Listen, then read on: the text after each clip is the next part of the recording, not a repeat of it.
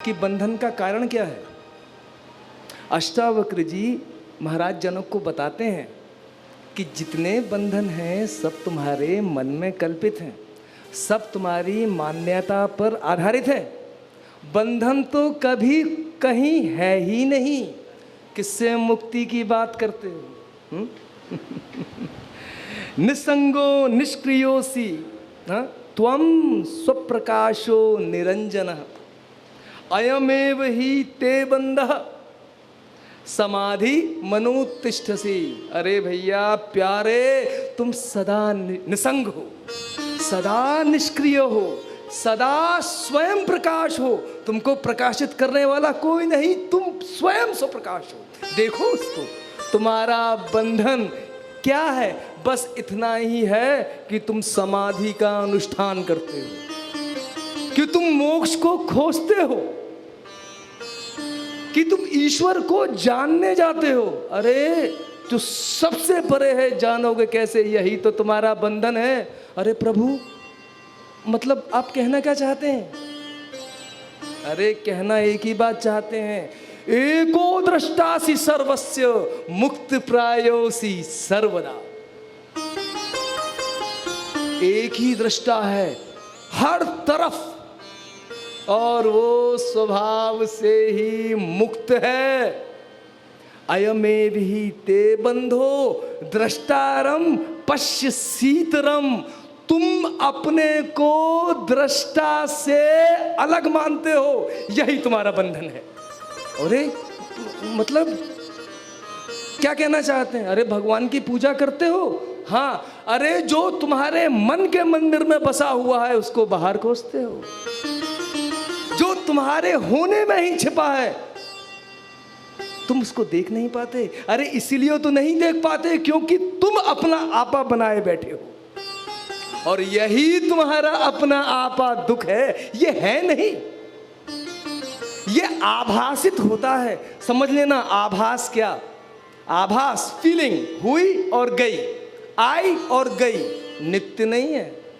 तो हम जिसको कहते हैं मैं, वो आभास है, वो असली मैं नहीं है। तो मैं है क्या? अरे प्यारे, मैं तो केवल बोध है। तो अगर मैं बोध है तो मुझे जीवन में इतना दुख क्यों हुआ, इतनी पीड़ा क्यों हुई? क्यों पता है? क्योंकि अहम करते तहम मानव महाकृष्णा ही दंशतः। मैं करता हूं, इस महान रूपी अजगर ने तुमको बेटा डस लिया है। अगर मैं नहीं हूंगा तो क्या होगा? कुछ ना था तो खुदा था, कुछ ना होता तो खुदा होता। डुबाया मुझको होने ने, ना होता मैं तो क्या होता? अरे कुछ नहीं होता। तुम्हारे होने से भी कुछ फर्क नहीं है, क्योंकि तुम्हारे होने में जो प्रकाशित हो रहा है ये भी वही है। तुमने जो उसके होने में अपना होना जोड़ लिया प्यारे, यही तुम्हारा बंधन है। तो कैसे सुखी हूं? ना हम करते ति विश्वासा, करने वाला मैं नहीं। कौन है? नाम मत देना। हो रहा है, बोलना हो रहा है, सुनना हो रहा है, चलना हो रहा है, शरीर हो रहा है, होते होते पूरा हो जाएगा। सब हो रहा है। हमें जो आभास है वो उसका है, जो हो रहा है उसका नहीं, जो है। तो आभास क्या? जो हो रहा है उसको कहते हैं आभास, और जो है उसी में सारे आभास प्रतीत हो रहे हैं। उस है को कहते हैं दृष्टा, उस है को कहते हैं बोध, उस है को कहते हैं सत्य, उस है को कहते हैं परमात्मा। कहते हैं ना, सत्य एक है। वो जो बोध है जिसमें आप अभी अपने को जान रहे हो, मुझको जान रहे हो, सब जान रहे हो और नहीं जान रहे हो। जिस अधिष्ठान में ये हो रहा है उसका नाम बोध है। अगर ये इसी क्षण निश्चय कर लो, एको विशुद्ध अहमति वहिग्ना, निश्चय की अग्नि में, निश्चय समझते हैं, हो गया, कर लिया तो एक बार कर लिया,